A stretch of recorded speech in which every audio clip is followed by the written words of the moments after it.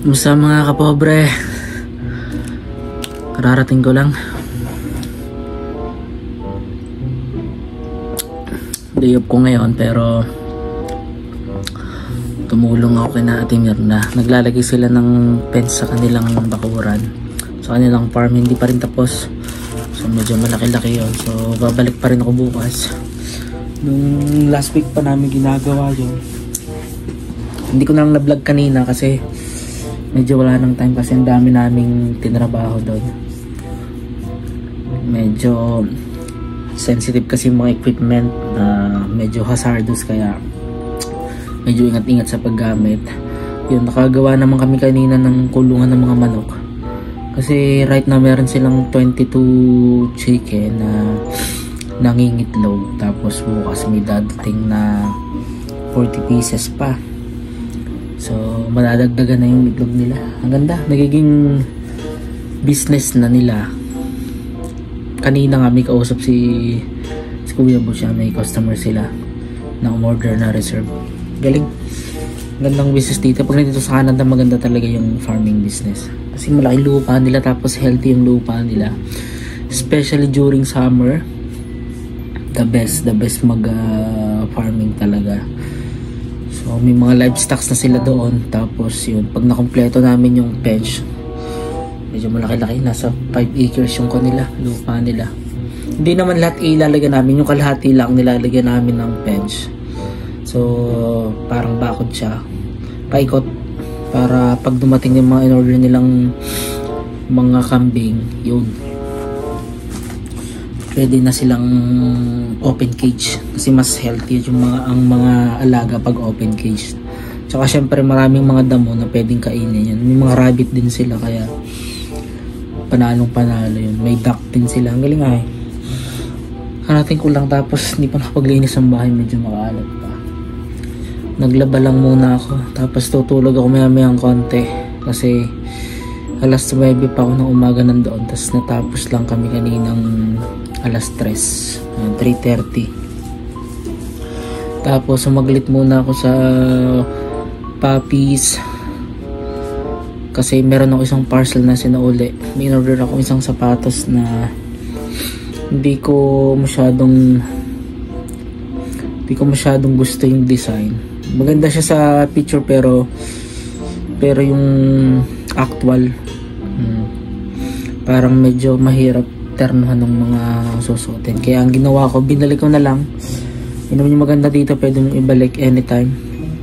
Tapos babalik nilang pera mo. Tapos kuhan siya, every bi-weekly ko siya binabayaran. Tapos nakakadalawang bayad pa lang ako. So yun, iriripan nila yung naibayad ko. Ayun, tapos sumaglit din ako ng post office. Nagbaka sakali lang kasi last Tuesday nung June 2 nag-take ako ng aking road test. Yun, and praise God, nakapasa naman sa pangalawang try. Yung unang try ko is May 28. Medyo failed ako kasi hindi ko alam na yung Torhild pala kapag nasa residential ka, basta may makita kang parking on both sides. So dapat i-consider mo siyang 2 ways, hindi siya 1 way. So ang ginawa ko 1 way. So kada turn ko, isang turn lang, tapos pasok. Ayun, tatlong field ako doon kasi pabalik-balik kami doon. Siguro tinitingnan ng examiner kung baka ayun, naputol. Yung kapitbahay ko kasi dito sa Timayan, tumawag siya. Gusto niya kausapin sa bahay niya, magpapatanggal ng damo. Siguro after ng kon ko bukas kasi hindi prior commitment pa ako bukas. So after noon, siguro kaya pa naman. Day off ko naman. Na-enjoy ko din kasi yung day off pag nasa labas ako yan, may ginagawa, at least na-exercise ka. Kasi normally, pag day off ko talaga, nandito lang ako sa basement yan. Tulog lang. At least, gumagalaw-galaw ang katawan ko. So mabalik tayo dun sa pinag-uusapan natin. Yun nga yung nangyari. So tapos yung yield kung siya, hindi ka lang dapat magi-stop, dapat rolling ka, pero at the same time ini-scan mo yung buong paligid. So yun din yung naging comment sa akin, at saka yun nga yung sa two-way stop tsaka one-way stop, yung two-way tsaka one-way either. So doon ako nagkamali. Pag two-way pala dapat, pag mag-turn right ka, talagang magsi-signal right ka, tapos pull to the right talagang kabig mo sa curve, tapos magla-right ka, saka ka palang magsi-signal left, saka ka palang papasok dun sa two-way. Yun pala yung nangyayari doon. So yun yung ginawa ko, sabi ko, kasi sabi sa akin yung comment, sabi ko gusto ko mag-book ulit, sabi niya no problem, i-correct mo lang yung mali mo, at malaki naman yung chance na may pasa mo. So yun, anyway, magaling yung examiner si Sir Raj. Tapos yung registry na front test, ang bait din, nakakatuwa. So ginudlak pa niya ako. So yun, so the following week, next Tuesday, kasi every Tuesday lang yung road test, nagpabook uli ako. So yun, wala na akong inaksayang panahon. Yun, and praise God, yun, pangalawang try. Nung unang try ko, umabot ako ng 45 minutes. Yun, tapos medyo matagal ng discussion kasi nga in-explain niya sa akin. Kasi nga sabi niya sa akin, basta nasa rural ka at nasa residential ka, yun, pag may nakita kang parking on both sides, two-way yun. And yung speed sa residential is 50. Kasi sa pagkakaalam ko, 40 yung speed doon. Yung pa yung isang nagkamali ako. Masyadong mabagal daw ako. So, dapat 50 yung speed. Yan. Kasi ang pagkakaalam ko, 40 talaga. Yun. Ang mga 30 naman, makikita mo naman yung signage. Tapos, yun nga, pati sa school zone, pag 30, yun. Sa playground, 30, sa hospital, yun. Dapat yung 30 talaga yung speed mo doon. Yun. Doon ako nagkamali din talaga. Yung speed ko masyadong mabagal, tsaka yung two-way. So, yun yung pinaractice namin. Yung kasama ko nung bago 2 days bago uli ako mag-road test yun. Praise God. At sinamahan ako ni mag-asawa ni Chenny tsaka ni Jomar yun. Tapos si Boss Ali talaga yun yung talaga hindi ako sinukuhan. Every Thursday na day off ko, talagang binibigyan niya akong time para turuan ako. Talagang napakababait ng tao dito. Katuwa sila yun. At least hindi na rin ako nagbayad ng malaki kasi kung driving lesson ka, yung ibabayad mo sa instructor, grabe, medyo masakit sa bulsa. Per oras yung bayad doon. Yun. Kaya yun sa akin, nadaan naman sa mga magagaling kong mga instructor yun. Kaya yun, na-correct naman nila yung pinagkamalian ko. Yun, and praise God, last June 2, Tuesday, yun, take ako na exam. 25 minutes lang yung inabot niya, hindi siya nagtagal. Ang bilis. Tapos praise God, lahat ng pinagawa niya sa aking maneuvers, nagawa ko naman. So una niya pinagawa is parallel parking. Yun. Ang naging comment lang niya sa parallel parking, masyado daw kasi nangyari, na-sandwich ako. Doon ako pinag-park sa in between ng dalawang sasakyan. So yung nasa harap ko is minivan, tapos yung nasa likod ko is truck. Sabi niya, park ka dito sa minivan, sa harap, dito sa likod ng minivan. So yun, kailangan one reverse lang siya. Kapag nag-reverse ka na, hindi mo na siya, pag ni-reverse mo siya, tapos dapat isang beses lang, tapos drive, tapos park. So hindi siya pwedeng magdalawang beses. So yun, ni-reverse ko siya. Tapos sabi ko, parang medyo alangan ako sa parking ng nasa likod kong truck. So syempre iiwasan ko namang mabangga doon, kasi pag nabangga ka, failed ka. Yun kasi yung doon pag may nabangga kang sasakyan, failed.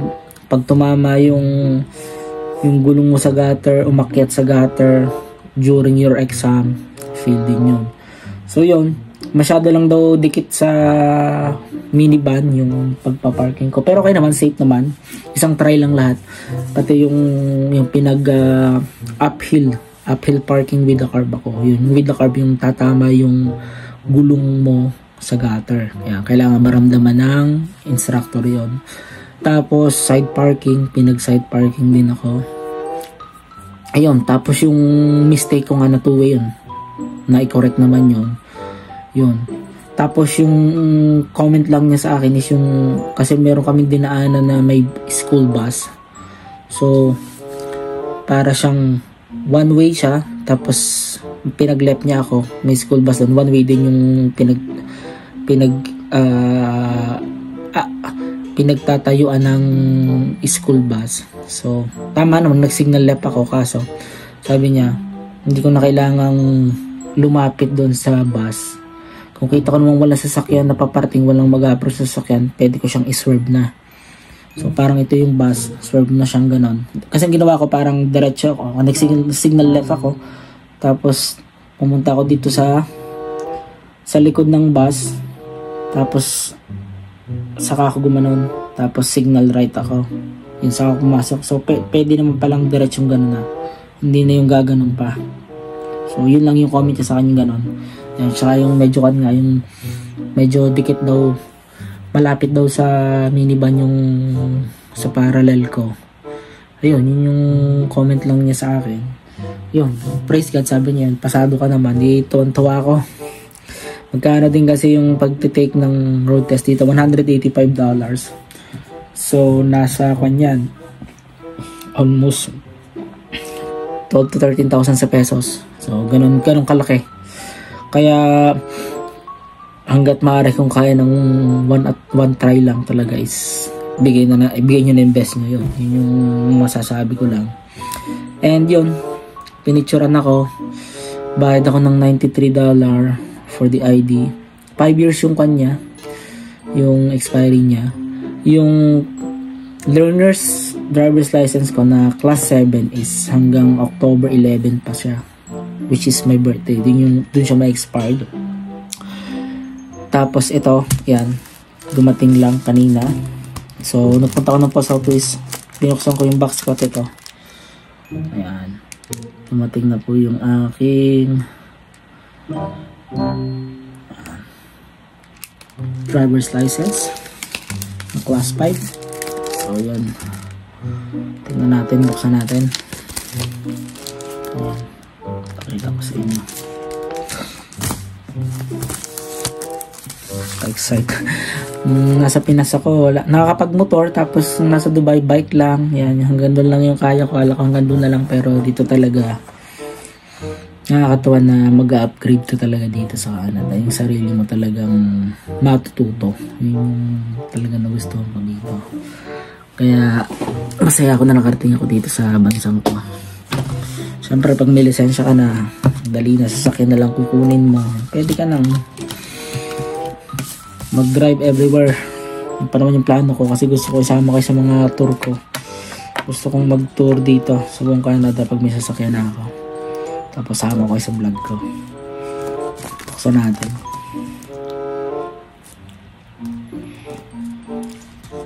Saya lang. Nakakawala ng pagod.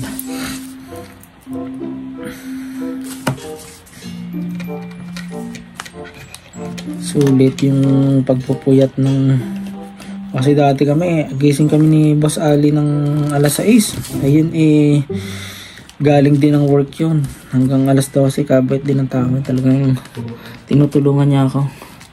Talagang nakipag-commit siya na tulungan ako. Nakakatuwa. Ayaw ko sirain yung envelope. Gusto ko i-preserve.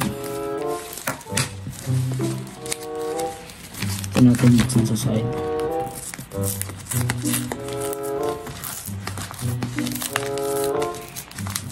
May kinuha rin kanina akong sapatos kasi nag-offer dito yung Adidas. So, nag-offer sila ng 30% off kasi malapit ang Father's Day. Tapos, members club ako. May additional 30% off pa. So, in total, 60% off yung mga items nila. So, yung isa nakuha ko na. Tapos, meron pang pakarating na iba. Hinihintay ko siya, baka next week nandito na rin yun. Para may pang reserve din, pang gala pag lalabas ako. Talagang medyo mahilig akong mga lekta ng sapatos. Iiwasan ko na, pero ako naman, kaya namang limitahan yung gusto. Kaya namang magtipid. Saka syempre, hinintay ko rin talaga yung mga offer. Yung ginagawa ko kasi kung bibili mo siya ng actual price, medyo pricey. Although, babayar mo naman siya ng 4 times lang naman. Ito na, dumating na nga. Okay, so ito yung nilalaman ng envelope. Yan. Tapos yun yung pangalan ko. Yan. Okay. Alright. Pwede mo siyang i-renew ng online, sabi dito. You can sign up for electronic reminders and renew your driver's license, ID card, and or vehicle registration online. So after 5 years, yan, pwede mo na siyang i-renew.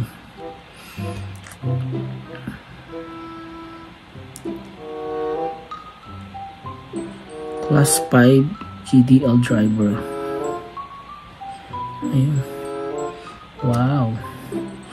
Color brown pa lang ice ko, tsaka ang buko brown pa lang kulay.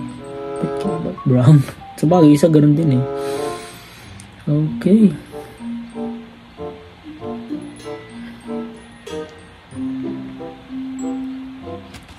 Okay.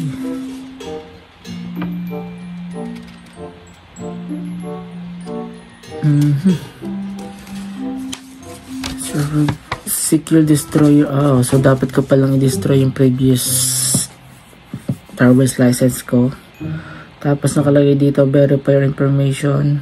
If any information on the card is incorrect, contact the registry agent that provides the service. If you complete the service online, contact your local registry. Keep this card with you. Your new card includes many security features. Okay. Okay.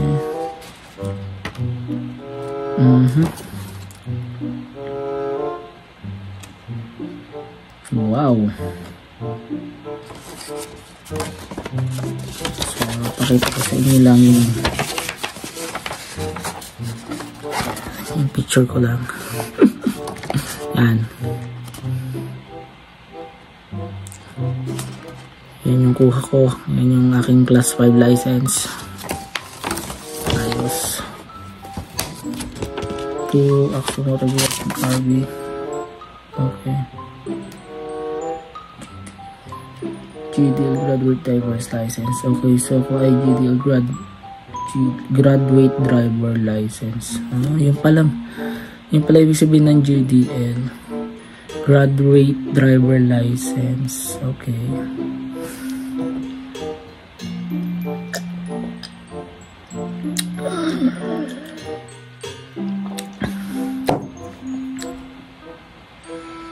Wow.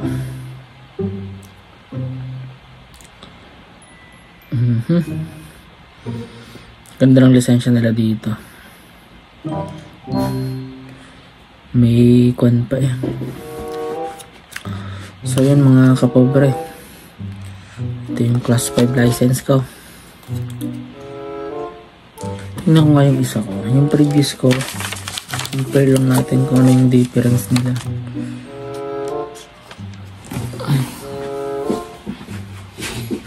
Where's my bag?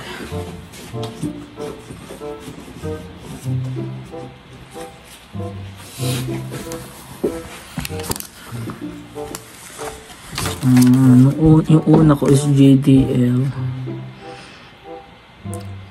learner. Ito naman GDL driver. Okay.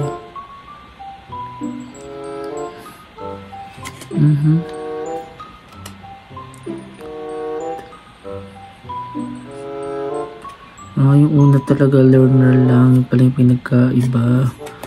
Ito yung previous ko. Yan. Learner lang siya.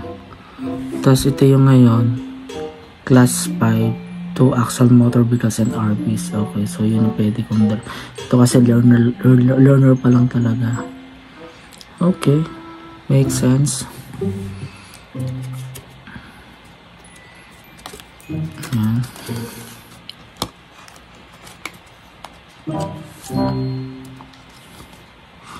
Yan, pakita ko sa inyo. Yan. Yan yung una, ito. Tapos ito yung ngayon, yung class 5. Okay. Yan pala. Yun yung difference niya.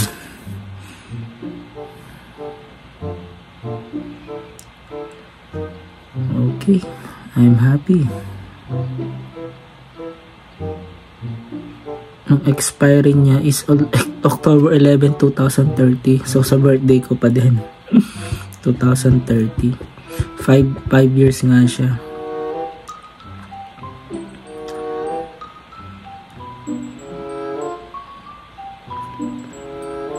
Okay.